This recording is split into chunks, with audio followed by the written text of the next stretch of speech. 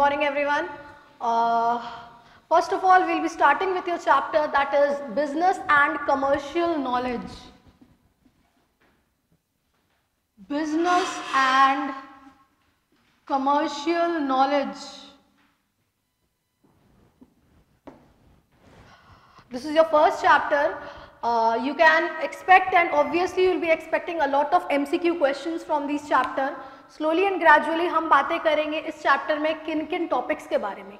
We will be talking about income, earn जो आप कर रहे हो, spending habits के बारे में. We will be talking about economic and non-economic activities के बारे में. हम बातें करेंगे types of organizations and forms of organization के बारे में. फिलहाल पहले हम बात करते हैं एज ए ह्यूमन बीइंग. आप पैसा कमाते हो, अर्न करते हो, that is your for the purpose of livelihood. Income earn कर रहे हो. अब वो इनकम को आप कैसे स्पेंड करोगे, that is very much essential. Only earning is not essential.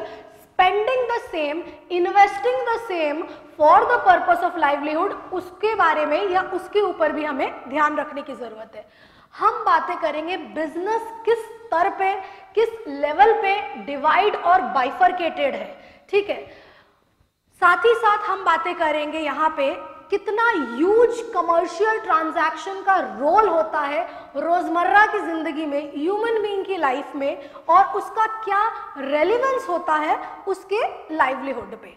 फिलहाल देखिएगा, humans engage themselves between work and life. We work to earn income.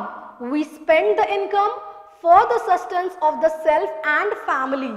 In the process daily, we engage into numerous transactions and exchange our income for buying various goods and services.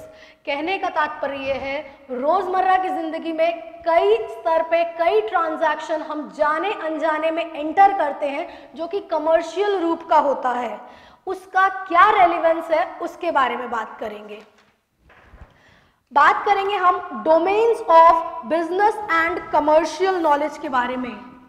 Domains of BCK, business and commercial knowledge. लिखने का हम time देंगे, पहले board पे देखिएगा, ध्यान दीजिएगा और समझने की कोशिश करिएगा. पहला, इट इज वास्ट. वास्ट मतलब बड़ा, ह्यूज. बिजनेस को वास्ट नाम या ह्यूज क्यों दिया गया है? हर इंसान काम करता है अपने अपने स्तर पे. एक किराने वाला, एक जनरल स्टोर वाला काम कर रहा है, वही सामान मॉल में भी बिक रहा है, वही सामान आपको ऑनलाइन ट्रांजैक्शन द्वारा भी मिल रहा है. फर्क क्या है मेरे को बताना. एक जनरल स्टोर वाला जो सामान बेच रहा है, क्या सुविधाएं कस्टमर को उपलब्ध हैं? अगर आप एक जनरल स्टोर से सामान लेते हो तो क्या सुविधाएं उपलब्ध है? नजदीकी है, क्विक मिलेगा, ठीक है, और कुछ क्रेडिट मिलेगा. जरूरी नहीं है कि आप उसी समय उसको पेमेंट दो. वीकली या मंथली ट्रांजैक्शन का क्रेडिट वो आपको अलाउ करता है. सिमिलरली मॉल्स में जो प्रोडक्ट्स अवेलेबल होते हैं उनका क्या रेलेवेंस है? डिस्प्लेड रहते हैं, वैरायटी या रेंज ऑफ प्रोडक्ट में से आप चुन सकते हो. हालांकि क्रेडिट फैसिलिटी वहां पे अवेलेबल एज सच जो कि आपको जनरल स्टोर्स में या आपके कॉन्टैक्ट से जो अवेलेबल होती है वो सुविधा उपलब्ध नहीं है. और अगर रिटेल आउटलेट की अगर हम बात करें, ऑनलाइन अगर हम ट्रांजैक्शंस कर रहे हैं, वहां पे क्या रेलेवेंस है? एक तो समय निर्धारित नहीं है कि 10 बजे से 7 बजे तक खुला रहेगा. कभी भी 24 घंटे, कभी भी आप किसी भी टाइम पे प्रोडक्ट को परचेज कर सकते हो, खरीद सकते हो और रेंज ऑफ प्रोडक्ट में से उनका चॉइस कर सकते हो. इस वजह से बिजनेस को वास्ट कहा गया है. समझ में आया? पहला पॉइंट लिखिएगा, डोमेन ऑफ BCK में it is vast. It is vast. Business is termed as, लिखिएगा, business is termed as vast because of its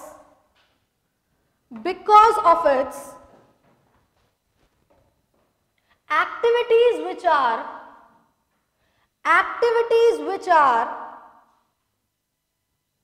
considered to be bifurcated into numerous of further sub-activities.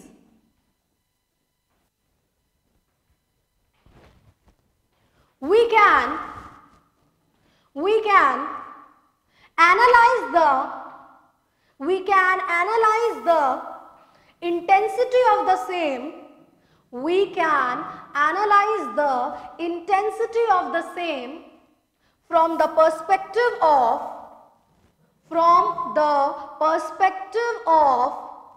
a general store, comma, shopping from malls,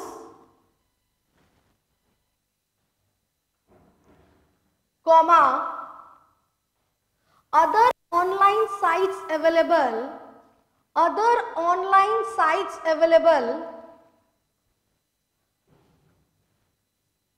offering numerous of services to customer. ध्यान देने की बात केवल ये है कि business को vast या बड़ा क्यों कहा गया है। इसलिए कहा गया है क्योंकि इसकी एक्टिविटीज हर स्तर पे, हर लेवल पे अलग अलग रूप में फैली हुई है। चाहे आप जनरल स्टोर का एग्जांपल ले लो, चाहे आप शॉपिंग मॉल का एग्जांपल ले लो, चाहे आप ऑनलाइन ट्रांजैक्शंस ले लो। पॉइंट नंबर 2 लिखिएगा, इट इज इक्लेटिक, मल्टीडिसिप्लिनरी,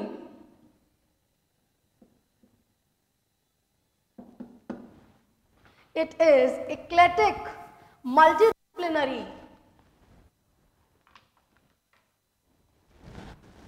ये शब्द का इस्तेमाल क्यों किया गया है, मल्टीडिसिप्लिनरी क्यों कहा गया है, इसके बारे में जान लेते हैं। केवल बिजनेस मतलब सामान खरीदा बेची ही तक लिमिटेड नहीं है, इसमें कई फैक्टर्स एसोसिएटेड है। मार्केटिंग चैनल ले लो, सेल्स ले लो, डिस्ट्रीब्यूशन ले लो, ये सारों का एक अहम रोल होता है। तो इसीलिए इसे मल्टीडिसिप्लिनरी कहा गया है। मल्टीडिसिप्लिनरी इसलिए कहा गया है कि कई रोल्स ये प्ले करता है। पहला लिखाएंगे हम, स्ट्रैटेजी या मिलिट्री में जो रोल होता है, मिलिट्रिकल रोल। देखो मिलिट्रिकल रोल क्यों कहा गया है, मिलिट्री में एक नियम, कायदा, कानून होता है, उसके तहत कोड ऑफ कंडक्ट होता है कि आपको काम करना है। सिमिलरली अगर हम बिजनेस की बात करें, बिजनेस में आप स्ट्रैटेजी बनाते हो। स्ट्रैटेजी का मतलब क्या होता है, तकनीक, रणनीति, प्लानिंग। किसके लिए बनाते हो, ताकि आप अपने कॉम्पिटिटर से आगे रहो। आफ्टर ऑल कॉम्पिटिटर ही है जो आपके साथ मार्केट को भी भाग रहा है, शेयर कर रहा है, साथ ही साथ आपके प्रॉफिट को भी शेयर कर रहा है। तो इसीलिए पहला फैक्टर मिलिट्रिकल फैक्टर या स्ट्रैटेजिकल फैक्टर। दूसरा लॉजिस्टिक्स। लॉजिस्टिक्स का मतलब, देखो तुम ऑर्डर कर रहे हो, क्वांटिटी सामान मंगवा रहे हो, सप्लायर से रॉ मटेरियल मंगवाया, किस लिए मंगवाया, उसको फिनिश्ड गुड में बना करके तैयार करके बेचने के लिए। तुम्हें इंश्योर करना है कि तुम्हारे पास सामान राइट क्वांटिटी राइट टाइम पे उपलब्ध हो, अवेलेबल हो। उसके लिए आपको डिस्ट्रीब्यूशन चैनल से ट्रांसपोर्टर जो आपका है, जो आपको सामान ला करके दे रहा है, मटेरियल ला करके दे रहा है, उसके साथ आपका कैसा कांटेक्ट है ताकि समय पे आपको सामान मिले, वो बहुत एसेंशियल है। That is logistical management. तीसरा फैक्टर बुल्स। ये शब्द सुना है बुल्स एंड बियर्स के बारे में, मतलब जानवर के बारे में हम नहीं बात कर रहे हैं, talking about in terms of share market. किसी, हाँ बताइएगा बुल के बारे में। अच्छा, you are assuming that prices would rise of a share, that is you are optimistic or pessimistic. And bears, जब आपको लगता है रेट जो है उसका घटने वाला है, तो इसलिए ये कहा गया है एक अनुमान लगाने की स्थिति भी होती है बिजनेस में कि you are expecting certain changes would be in favor of you, that is opportunistic environment. On the other hand जब आपको लगता है सिचुएशन आपके बियॉन्ड होगी, कंट्रोल के बाहर होंगी, that is a threat to you. इसके बारे में भी हम डिस्कशन करेंगे. फिलहाल दूसरा फैक्टर डोमेन का है, इट इज इक्लेटिक और मल्टीडिसिप्लिनरी. क्यों कहा गया है? क्योंकि इसमें स्ट्रैटेजिकल फैक्टर इन्वॉल्व है, लॉजिस्टिक फैक्टर इन्वॉल्व है, बुल्स एंड बियर्स. मैम अब क्वेश्चन कैसा एक्सपेक्ट कर सकते हैं, काम की बात ये बताइए, ज्ञान मत दीजिए. फिलहाल के लिए you can expect a question जैसे कि बुल्स के ऊपर एक क्वेश्चन आ गया, it refers to a positive और नेगेटिव एक्सपेक्टेशन, ट्रू और फॉल्स. या बोला जाएगा कि बुल्स क्या है, पॉजिटिव, नेगेटिव, न्यूट्रल या नन ऑफ द अबव. इस तरह के छोटे छोटे क्वेश्चंस आ सकते हैं. सिमिलरली दूसरा क्वेश्चन इमर्ज होकर के आ रहा है, लॉजिस्टिक स्ट्रैटेजी या logistic disciplinary means contact with the transporter, correct और इनकरेक्ट. बिल्कुल, ताकि राइट क्वांटिटी राइट टाइम पे अवेलेबल हो. Strategy means dealing with the competitor to gain an edge over the competitor, correct और इनकरेक्ट. समझ रहे हो जो हम बोलना चाह रहे हैं? क्वेश्चन इसी के ऊपर आएंगे, अलग से नहीं आएंगे, तो उसका मतलब समझना बहुत एसेंशियल है. पॉइंट नंबर 2 लिखिएगा, इट इज इक्लेटिक मल्टीडिसिप्लिनरी में various factors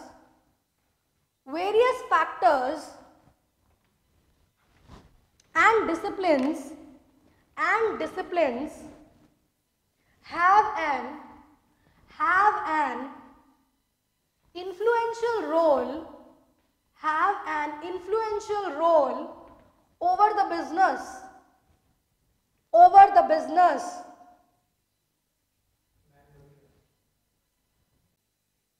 which can be classified as below. Roman 1 strategy, planning process to gain an edge, over the competitor.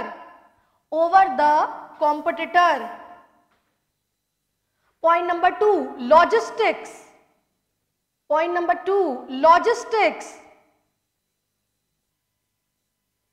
Coordination and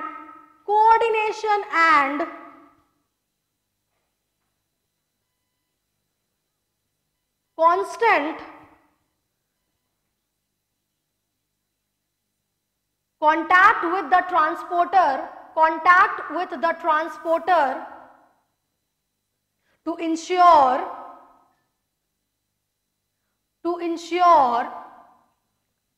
right quantity at right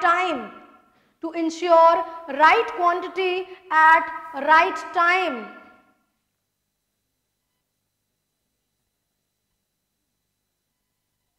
Roman 3 bulls.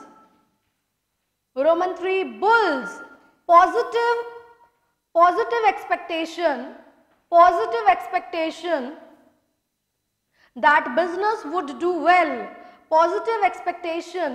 that business would do well. Point number 4, bears. A pessimistic expectation that there would be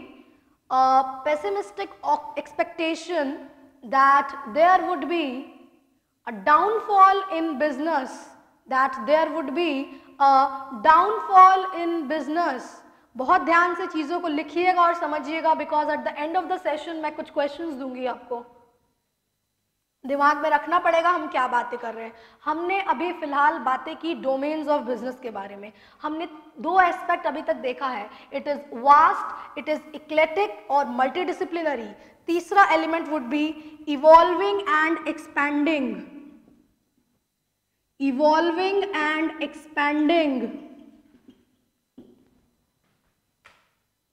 समझने की कोशिश करते हैं.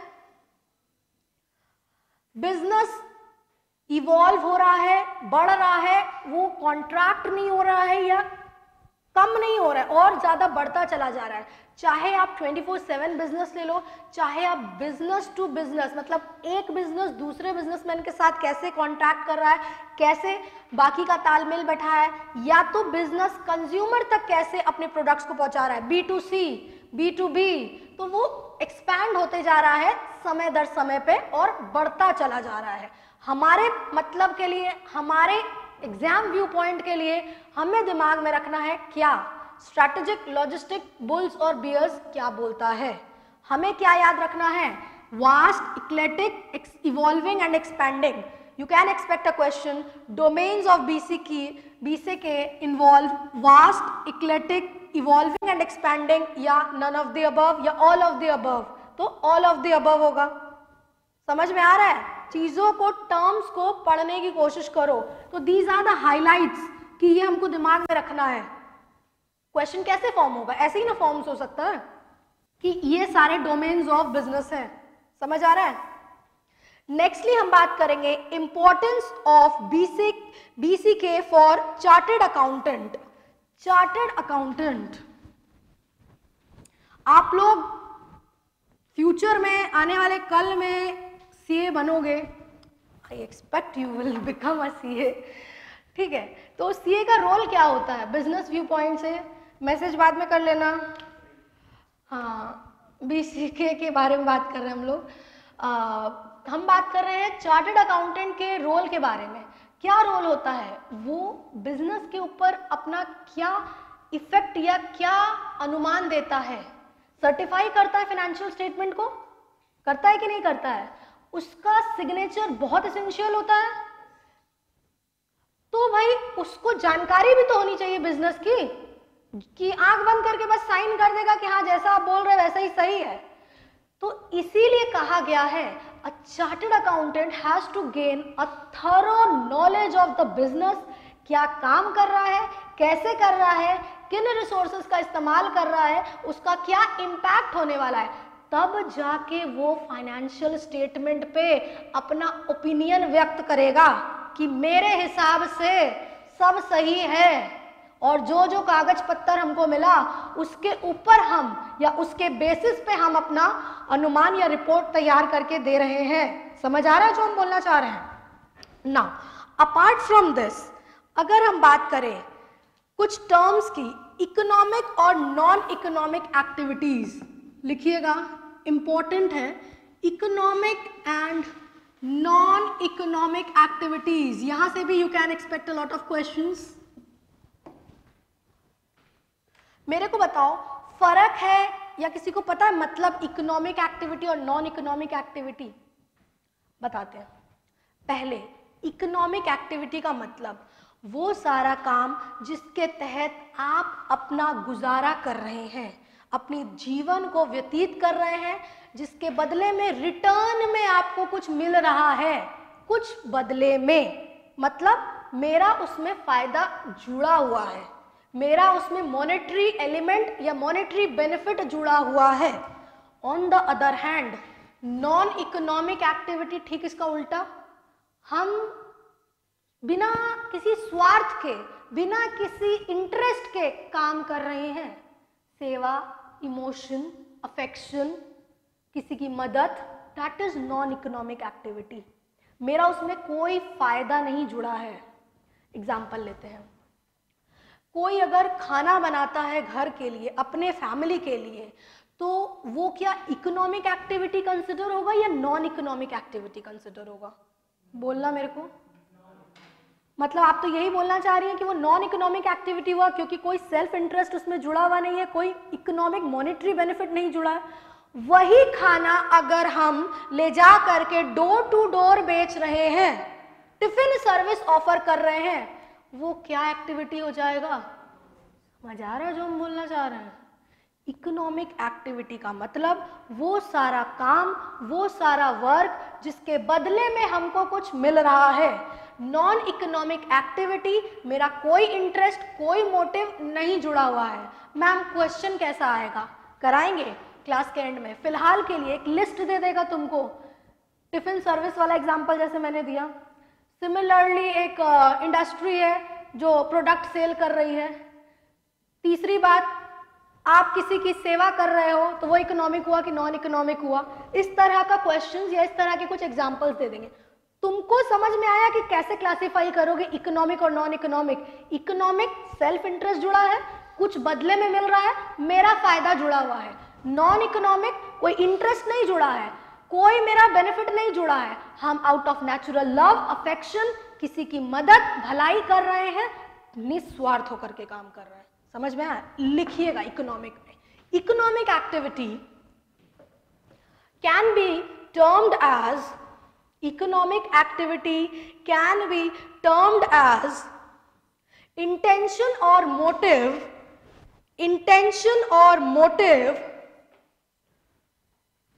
with a view to earn a living, underline करना, earn a living को, comma self interest, underline करना self interest को, is always associated, self interest is always associated, on the other hand, non economic activity, on the other hand, non-economic activity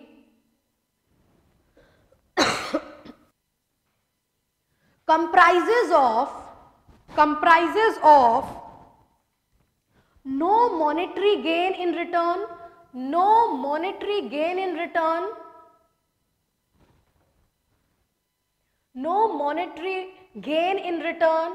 and are driven by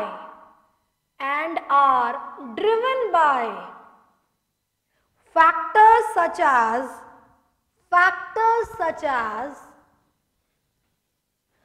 affection, love for family,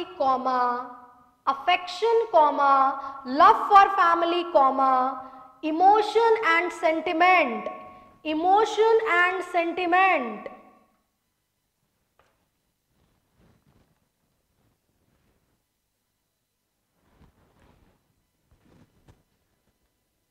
next line में लिखिएगा characteristics of economic activity, characteristic of economic activity.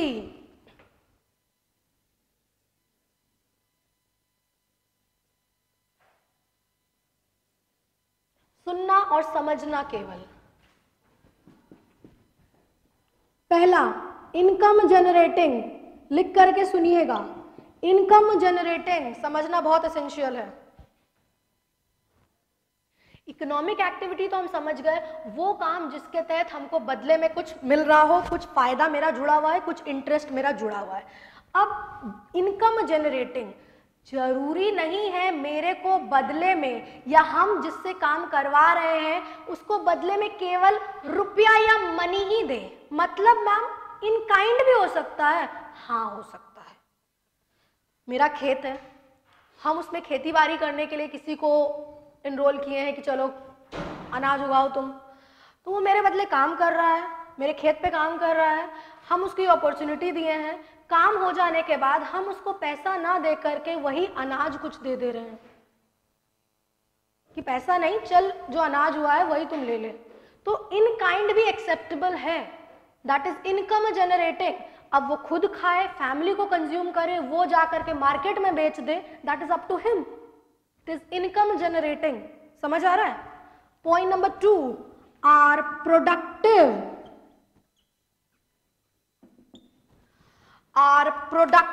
Economic activities are productive. देखो, human being चीजों को या matter नहीं बना सकता है, अपना समझ, अपनी स्किल, अपनी टैलेंट लगा करके सामान बनाएगा, प्रोडक्ट बनाएगा और वो प्रोडक्ट मार्केट में बिकेगा। तो क्या क्रिएट कर रहा है वो इकोनॉमिक एक्टिविटी? सप्लाई क्रिएट कर रहा है कि कैसे वो प्रोडक्ट मार्केट तक पहुंचे और लोग उसके लिए डिमांड करें, प्रोडक्ट बन के तैयार होगा तभी ना उसका एक डिमांड होगा मार्केट में।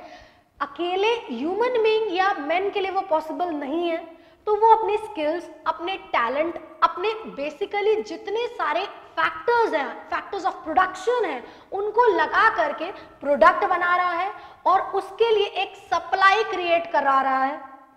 अगर सप्लाई क्रिएट हो रही है तो बट ऑब्वियस सी बात है डिमांड भी होगी। डिमांड कहां होगी? मार्केट में होगी। Customer would be ready and willing two by the product. अब मेरे को बताना, प्रोडक्ट है, सप्लाई भी है उसकी, मतलब मार्केट में भरपूर वो सामान भरा हुआ है, लोग उसको चाह भी रहे हैं, खरीदना भी चाह रहे हैं। केवल चाहने से तो नहीं होगा, यू नीड मॉनेटरी बेनिफिट या monetary element for the same. मतलब वो पैसा कहां से आएगा? आपके सेविंग से, आपके इन्वेस्टमेंट से। सेविंग क्या होती है? वो पैसा जो आप खर्च नहीं करते हैं, दैट इज सेविंग। इन्वेस्टमेंट कई रूप से, कई तरह से करते हैं आप। बैंक्स में करते हैं, अकाउंट ओपन करते हैं, रियल एस्टेट में आपने पैसा लगाया, स्टॉक मार्केट में पैसा लगाया, किसी भी रूप में आपने सेविंग की, बैंक में इन्वेस्टमेंट किया, कई फील्ड में एक पोर्टफोलियो के रूप में आपने पैसा लगाया हुआ है। और वो पैसा जब आपको मिल रहा है या उसमें से आप पैसा निकाल करके खर्च कर रहे हो। Shortly summing up the same, economic activity market तैयार करती है जिसके लिए एक सप्लाई होती है प्रोडक्ट का, customer demands the product and finally the demand is satisfied through the level of saving which he has made in terms of either in the bank accounts, either through various forms of investment or any other form.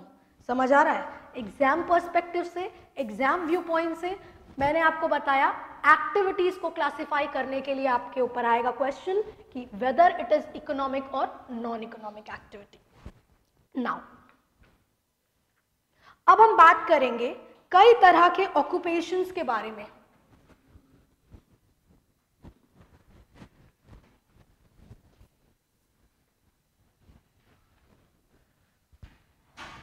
We'll be talking about various kinds of occupations. Firstly, employment.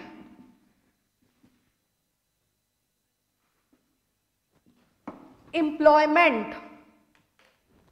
Employment का मतलब समझते हो क्या होता है? Employment मतलब किसी के लिए काम कर रहे हो, एक एम्प्लॉयर है, आपका मालिक, आपका बॉस, और आप एम्प्लॉय हो, उसके लिए काम कर रहे हो। ठीक। एम्प्लॉयमेंट एक कॉन्ट्रैक्ट ऑफ सर्विस होता है कि इतने समय तक आप काम करेंगे। कॉन्ट्रैक्चुअल भी एंटर किया जाता है जब अगर कॉन्ट्रैक्चुअल रिलेशनशिप होता है कि आप इतने समय तक हमारे यहाँ काम के लिए एलिजिबल हो। बाकी क्राइटेरियाज में जनरली कोई कॉन्ट्रैक्ट नहीं एंटर करवाया जाता है, बस केवल मंथली बेसिस पे आपको सैलरी मिलती है और आप अपना काम करते हो। नाउ कॉन्ट्रैक्ट ऑफ सर्विस में क्या होता है? जनरली आपको एक देखा जाता है क्वालिफिकेशन की वेदर यू आर एलिजिबल और नॉट फॉर द जॉब। अगर आप एलिजिबल होते हो, आपका रिक्रूटमेंट होता है, फिर आपको फर्दर ट्रेनिंग दी जाती है और आप काम पे लग जाते हो। मेरा कहने का ये तात्पर्य है, एम्प्लॉयमेंट से आप क्या एक्सपेक्ट कर रहे हो अपने एम्प्लॉयर से? वेजेस या सैलरी एक्सपेक्ट करते हो या और कुछ एक्सपेक्ट करते हो? ऑब्वियसली वेजेस एंड सैलरी तो एक्सपेक्ट करते ही हो, साथ ही साथ अदर परक्यूजिट्स और बेनिफिट जो वो आपको देता है वो भी आप एक्सपेक्ट और उम्मीद लगा के रखते हो। दूसरी अगर हम क्वालिफिकेशन की या अदर हम बिजनेस ऑक्यूपेशन की, इकोनॉमिक ऑक्यूपेशन की बात करें, प्रोफेशन। प्रोफेशन समझते हो? It is different from employment. Profession का मतलब क्या हुआ? आपके पास एक ऐसी डिग्री है, सर्टिफाइड है, जिसके तहत आप अपना ओपिनियन, अपना व्यू पॉइंट प्रस्तुत करते हो और सामने वाले से क्या लेते हो बदले में? फीस लेते हो। हम ऐसे ही नहीं बोल रहे हैं, इन सब का रेलिवेंस है। एम्प्लॉयमेंट से क्या मिला? प्रोफेशन से क्या मिलता है? फॉर एग्जाम्पल सीए की अगर हम बात करें, चार्टर्ड अकाउंटेंट की बात करें, institute of chartered accountant of India द्वारा आपको मेंबरशिप मिलती है, सर्टिफाई किया जाता है, यू बिकम अ सीए। अब आप उस डिग्री को, आप उस प्रोफेशन को यूज कर रहे हो, इस्तेमाल कर रहे हो, आप सर्विसेज प्रोवाइड कर रहे हो, और उसके बदले में आप क्या चार्ज करती हो, charging a fee for the same. तो that is in return economic impact और benefit which you are getting. ठीक है, नेक्स्टली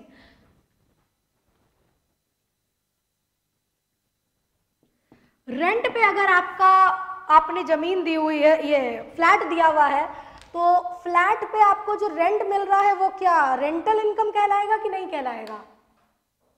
और अगर आप पैसा दे रहे हो ब्याज पे, तो वो जो ब्याज पे पैसा मिलता है आपको, रिटर्न मिलता है, उसको क्या नाम दिया जाता है? इंटरेस्ट दिया जाता है।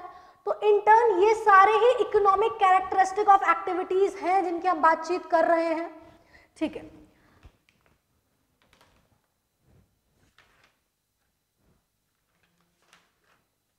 इसके बाद हम बात करेंगे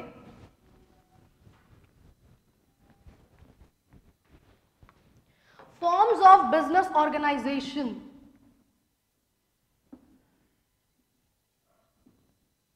कई तरह के फॉर्म्स ऑफ बिजनेस ऑर्गेनाइजेशन हैं जिनके बारे में आपने पढ़ा भी होगा, जाना भी होगा। फिलहाल हम बातचीत करेंगे। बिजनेस को कहा गया है ownership is a bundle of rights. Business ownership is a bundle of rights. क्यों कहा गया है इसको? क्योंकि जनरली जितने भी लोग एसोसिएटेड रहते हैं इसमें, उनका अधिकार, उनका हक रहता है काम करने का, प्रॉफिट शेयर करने का, और जरूरी नहीं है सारे लोग ही काम करें, कई बार ऑन बिहाफ ऑफ अदर भी काम किया जाता है और बेनिफिट सब में डिवाइड या बाइफरकेट किया जाता है। अब बिजनेस या तो आप सिंगली चला सकते हो अकेले, या तो जॉइंटली चला सकते हो, जिसके बारे में अभी हम बातचीत करेंगे। ठीक है, पहला होगा हमारा सोल प्रोप्राइटरशिप। मेरे को बताना किसने ये टर्म सुना है, सोल प्रोप्राइटरशिप होता क्या है, मतलब सोल प्रोप्राइटरशिप का? एनीवन? केवल सिंगल ओनर होता है, और कुछ?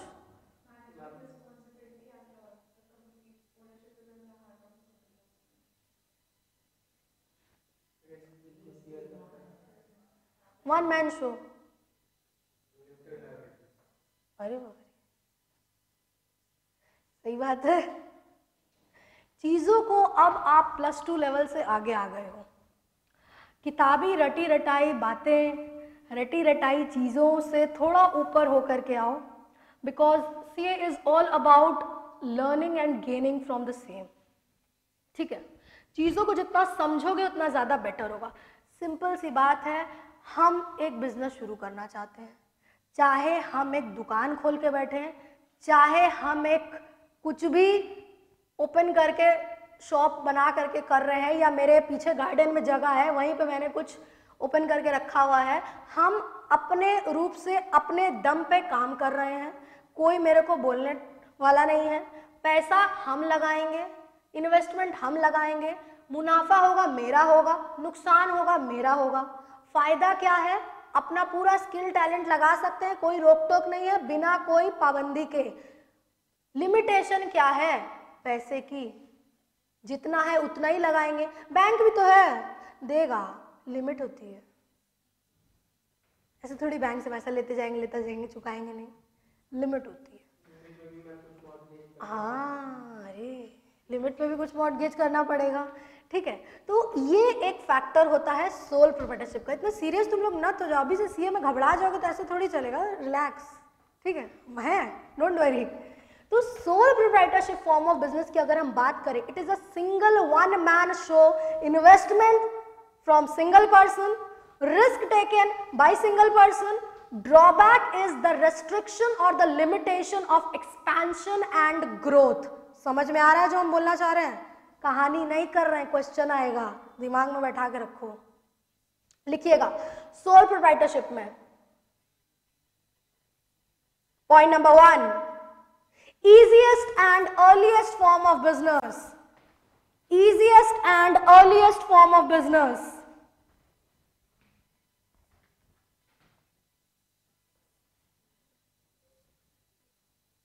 Roman 2, investment is Roman 2, investment is made by the person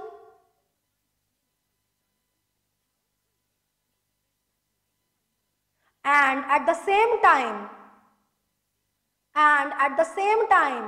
he would be responsible for the risk although point number 3, although there does exist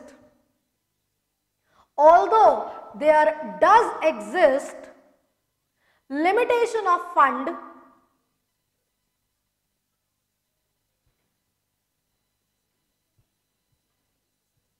however using the creativity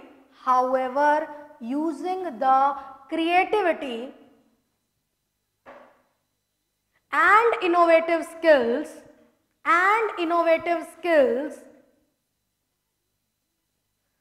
growth can be made.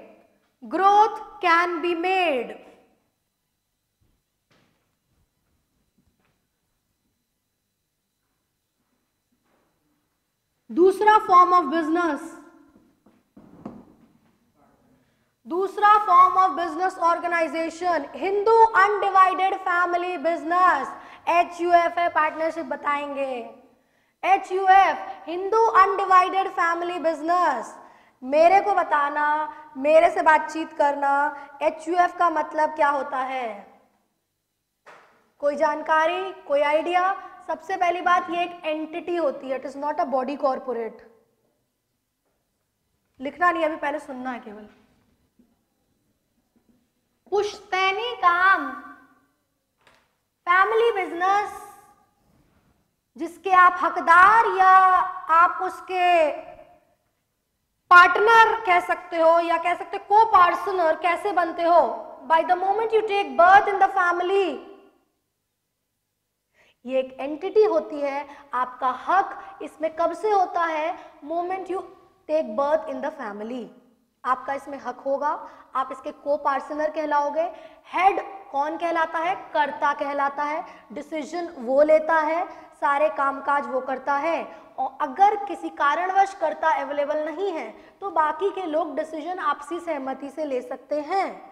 साथ ही साथ income tax view point से अगर हम बात करें, HUF को एक सेपरेट एंटिटी, अलग स्टेटस दिया गया है। मतलब अगर आपको इनकम आ रही है प्रोफेशन द्वारा, रेंटल इनकम, अदर सोर्सेज, वो आप दिखा सकते हो इसमें, ठीक है। पर HUF can not earn income from salary, family business है, can not earn income from salary. HUF में कौन कौन लोग कंप्राइज करेंगे? हिंदू तो बट ऑब्वियस है, बुद्धिस्ट, जैनी, पारसी, सिख, किसकी हम बात नहीं किए? मुस्लिम, ध्यान रखना। तो मैम अगर मुस्लिम चाहे तो वो क्या अपने फैमिली बिजनेस में एसोसिएटेड नहीं हो सकते हैं? हो सकते हैं, बिजनेस में एसोसिएट हो सकते हैं, उन्हें एक कॉन्ट्रैक्चुअल पार्टनरशिप अग्रीमेंट फॉर्म करना पड़ेगा। समझ आ रहा है जो हम बोलना चाह रहे हैं? HUF का स्टेटस किसको मिलेगा? By the moment you take birth in the family. साथ ही साथ ना केवल हिंदू, बुद्धिस्ट, जैनी, पारसी, सिख, उनको भी ये प्रिविलेज बेनिफिट दिया गया है। सब लिखाएंगे सब। I am not running away anywhere, यही है हम, अभी कहीं नहीं जाएंगे जब तक डाउट नहीं क्लियर होगा। सुनो, पहले सुनने की कोशिश करो। साथ ही साथ HUF को एक अलग स्टेटस दिया गया है इनकम टैक्स एक्ट के तहत। जितना इनकम है आपका प्रोफेशन द्वारा, अदर सोर्सेज, रेंटल इनकम दिखा सकते हो। HUF can not earn income under salary, ठीक है, लिखो। HUF is an entity, underline करना, HUF is an entity formed automatically by the members of the family,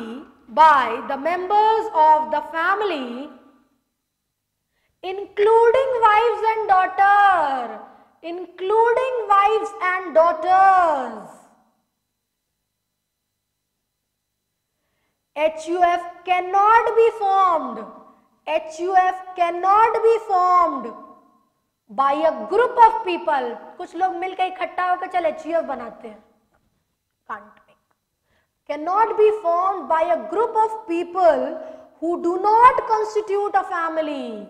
Who do not constitute a family. It enjoys a separate status. It enjoys a separate entity status under Income Tax Act. It enjoys a separate entity status under Income Tax Act. Income from profession, income from business or profession, comma, income from house property, comma, capital gain, comma, other sources,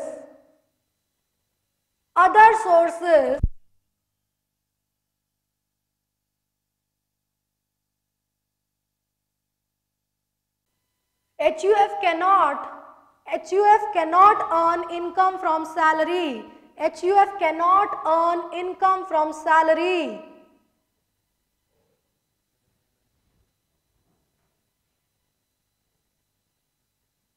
It is formed by birth in Hindu, Buddhist, Jain,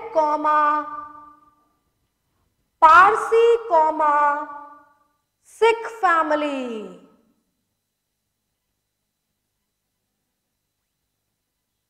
Full stop. Family members are the co-owners. Family members are the co-owners. That is co-parceners. That is co-parceners. P-A-R-C-E-N-E-R-S, co-parceners. However, head of the family is known as karta. However, head of the family is known as karta.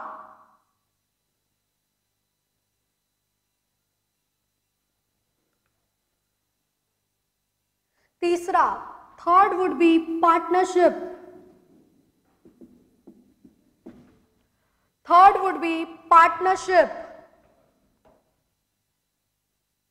Partnership का मतलब contractual कोओनरशिप, जब दो या दो से अधिक लोग सहमत होते हैं बिजनेस के प्रॉफिट को शेयर करने के लिए. जरूरी नहीं है, बोलना नहीं है कि लॉस, बट ऑब्वियस सी बात है शेयर होगा ही होगा. They agree to share the profit of the business. कोई काम कर रहा है इस उद्देश्य से नहीं कि मेरे को नुकसान ही होगा, घाटा होगा. तो 2 or more person agree to share profit of the business through a contractual obligation would be termed as partnership. Minimum criteria 2 or 3. Maximum banking के केस में कितना है?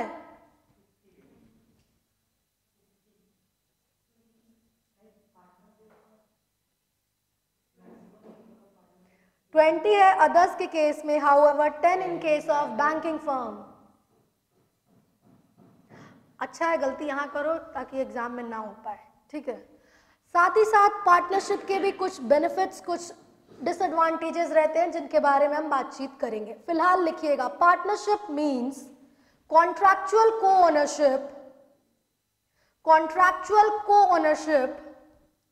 between two or more person,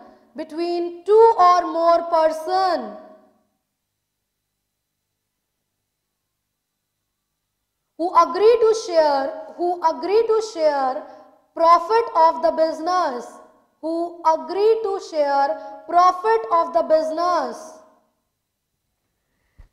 There is a limitation on the maximum number of person. There is a limitation on the maximum number of person. That is that is 10 in case of banking firm, that is 10 in case of banking firm, and 20 for other firm, and 20 for other firm.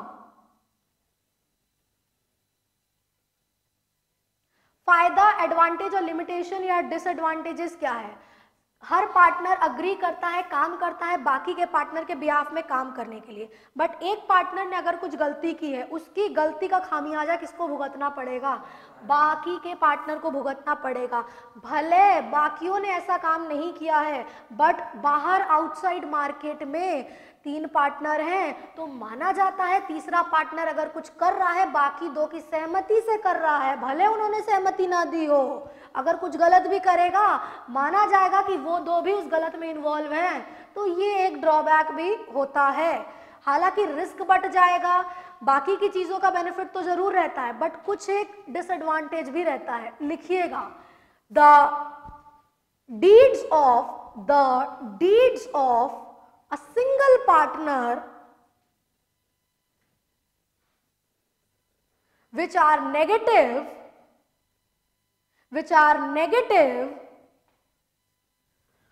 would have an impact upon the firm, would have an impact upon the firm.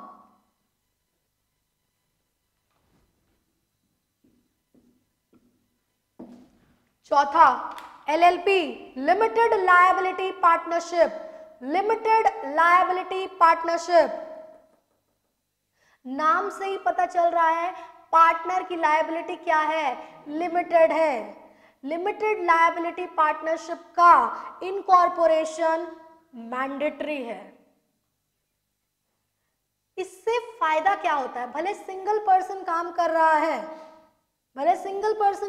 रहा है, इसमें आपको benefit या advantage corporate का भी मिलेगा, साथ ही साथ सोल प्रोप्राइटर का भी मिलेगा। मतलब दोनों का एडवांटेज आप ले सकते हो अगर आप इनकॉर्पोरेटेड हो।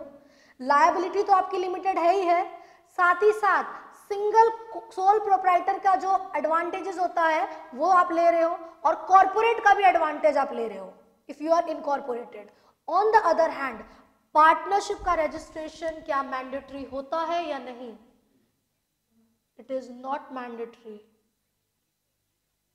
एलएलपी का इनकॉर्पोरेशन इज मैंडेटरी। लिखिएगा, LLP means liability of partner is limited. Liability limited मतलब समझते हो? मतलब कल को नुकसान होगा, खामियाजा भुगतना पड़ेगा, तो जितना हमने स्टेट किया है। लिमिटेशन भी कई तरह से स्टेटेड होता है। कैसे होता है ma'am? Limited by guarantee, limited by share, उसके बारे में हम बातचीत करेंगे आगे के चैप्टर्स में। लिमिटेड बाय गारंटी मतलब वो गारंटी दिया है पार्टनर कि कुछ भी हो जाए, लाख रुपए से ऊपर के लिए हम जिम्मेवार नहीं रहेंगे। तो कल को अगर दिवाला निकलता है तो उस पार्टनर से कितना पैसा वसूल करोगे? भले 5 लाख का नुकसान हो, लाख ही रुपया देगा वो, 5 लाख नहीं देगा वो। लिमिटेड बाय शेयर्स, शेयर खरीदा, जितना अनपेड पोर्शन है, पैसा जितना शेयर का वो नहीं दिया है, 5 रुपया है, इसमें से 2 रुपया दिया है, 3 रुपया बाकी है, तो 3 रुपया इंटू नंबर ऑफ शेयर जितना होल्ड कर रहा है उतना पैसा उससे वसूल करेंगे। लिमिटेड बाय शेयर मतलब समझ में आ रहा है तुमको कि मतलब उस हद तक वो जिम्मेवार रहेगा, उस हद तक वो उसकी लायबिलिटी लिमिटेड रहेगी। Is liability of the partner is limited, LLP has to be mandatorily incorporated or registered under the Limited Liability Partnership Act, under the Limited Liability Partnership Act 2009. It contains the features of both. It contains the features of both corporate as well as corporate as well as proprietorship form of business organization, form of business organization.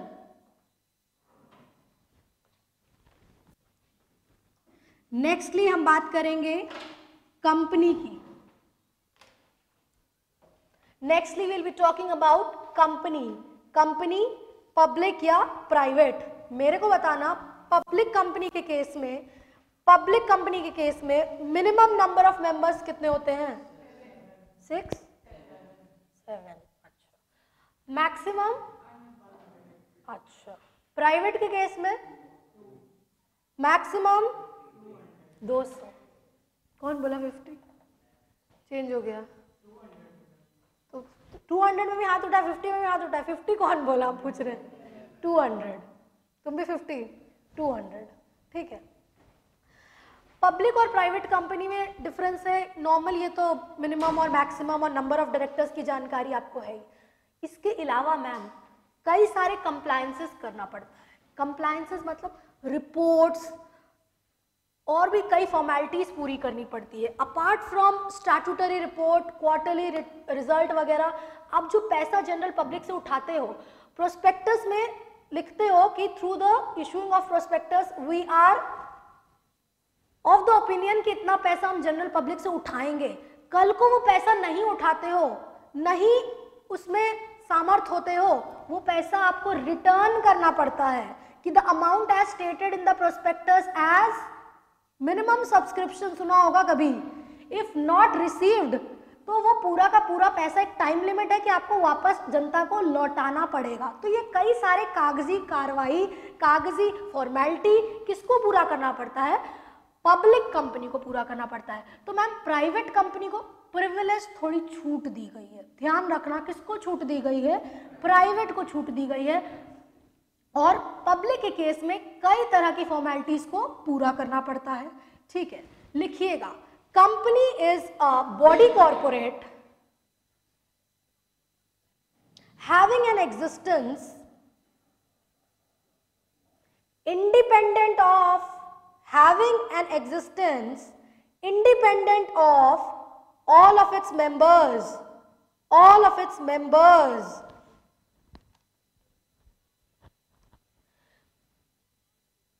It can be classified as public as well as private. It can be classified as public as well as private.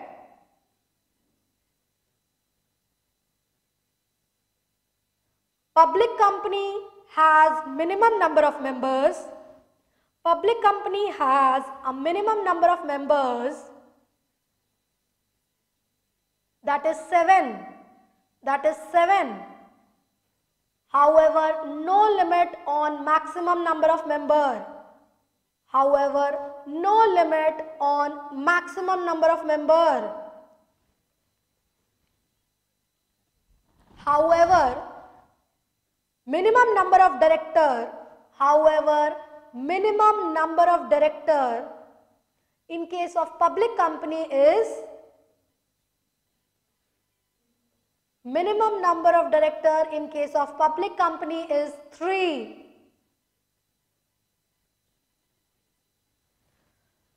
Comma, various formalities and documentation, various formalities and documentations are to be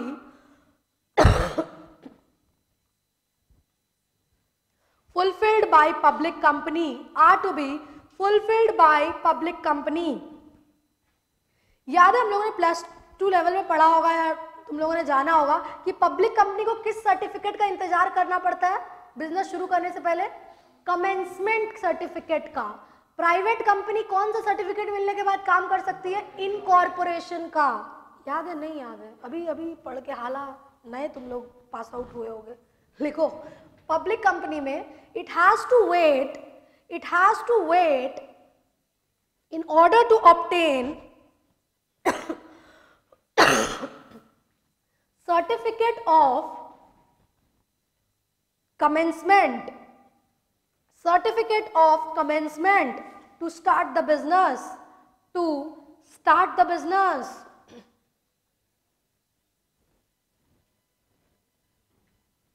On the other hand, private company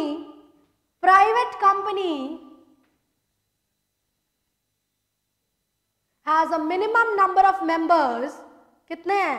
Private company has a minimum number of members, that is 2.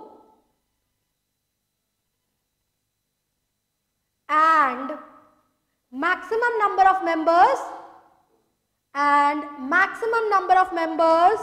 that is 200. Minimum number of directors is 2. Comma, private companies are exempted from forming various committees and enjoys various privileges.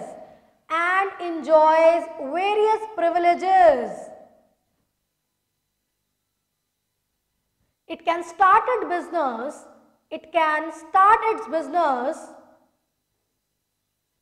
upon incorporation.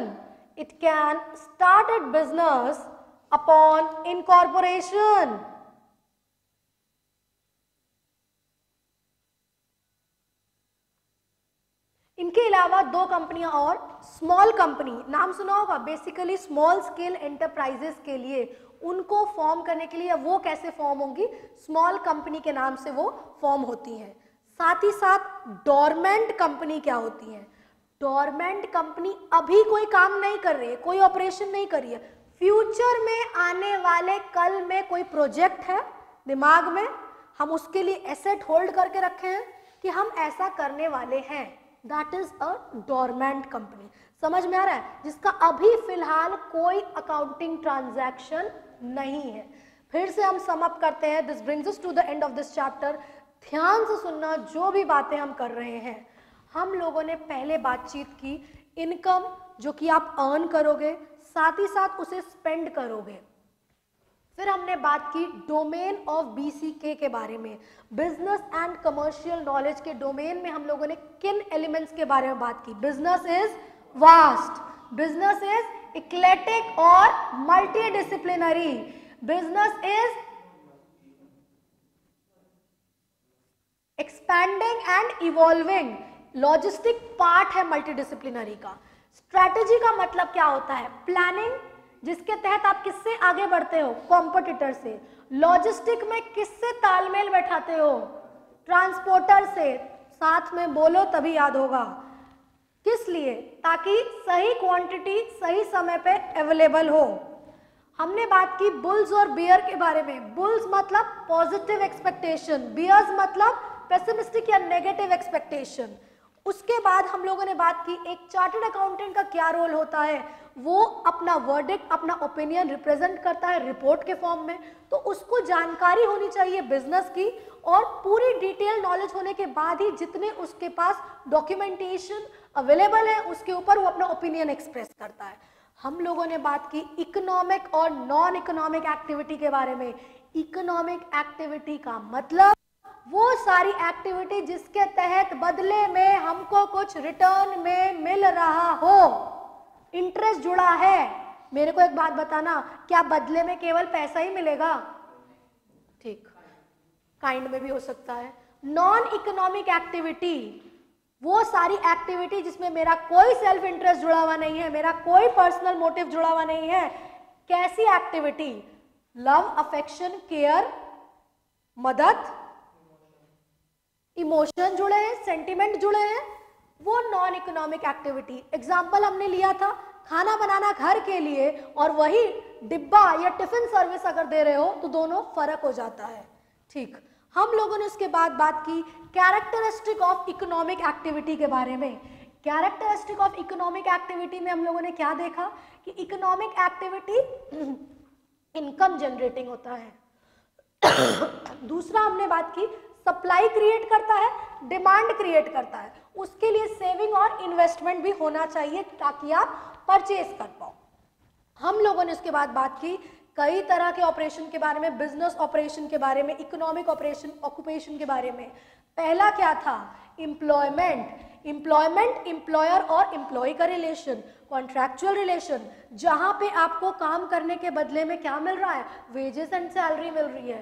Profession की बात की, profession मतलब आपको certified authority institute द्वारा एक recognition दिया गया है जिसका इस्तेमाल करके आप फीस ले रहे हो अपनी सर्विसेज प्रोवाइड करने के लिए, ठीक है। Then we had a discussion about कई तरह के फॉर्म्स ऑफ बिजनेस ऑर्गेनाइजेशन के बारे में। कौन कौन से फॉर्म्स ऑफ बिजनेस ऑर्गेनाइजेशन है? Sole proprietorship, HUF, partnership, company के बारे में और LLP के बारे में हम लोगों ने देखा। सोल प्रोप्राइटरशिप, सिंगल इंडिविजुअल काम कर रहा है, इन्वेस्टमेंट लगा रहा है, रिस्क ले रहा है, ये सारा काम है, इसे कह सकते हैं easiest and earliest form of business. हमने उसके बाद बातचीत की किसके बारे में? HUF के बारे में। मेरे को बताना HUF के लिए बर्थ किस फैमिली में होना चाहिए? केवल हिंदू, ठीक है। बुद्धू, हिंदू, बुद्धिज्म या बुद्धिस्ट, सिख, पारसी, मुस्लिम? गुड मॉर्निंग, मुस्लिम नहीं होगा, ठीक है। मुस्लिम अगर पार्टनर बनना चाहता है या अगर एसोसिएट होना चाहता है तो उसको क्या करना पड़ेगा? पार्टनरशिप अग्रीमेंट के तहत, कॉन्ट्रैक्चुअल ऑब्लिगेशन के तहत वो उससे एसोसिएट हो सकता है, ठीक है। हेड ऑफ द फैमिली कौन कहलाता है? कर्ता कहलाता है। बाकी के को मेंबर क्या कहलाते हैं? को पार्टनर कहलाते हैं। पार्टनरशिप के बारे में हमने बात की, कॉन्ट्रैक्चुअल ओनरशिप है, ठीक है। मेरे को बताना पार्टनरशिप के केस में लिमिटेशन बैंकिंग कंपनी के केस में कितनी है? बाकी के केस में कितनी है? 20। हमने बात की LLP के बारे में। क्या LLP दोनों कॉर्पोरेट और सोल प्रोप्राइटर दोनों का बेनिफिट या दोनों का प्रिविलेज उसको मिलता है? क्या LLP का रजिस्ट्रेशन कंपलसरी है, मैंडेटरी है? पार्टनरशिप का नॉट मैंडेटरी।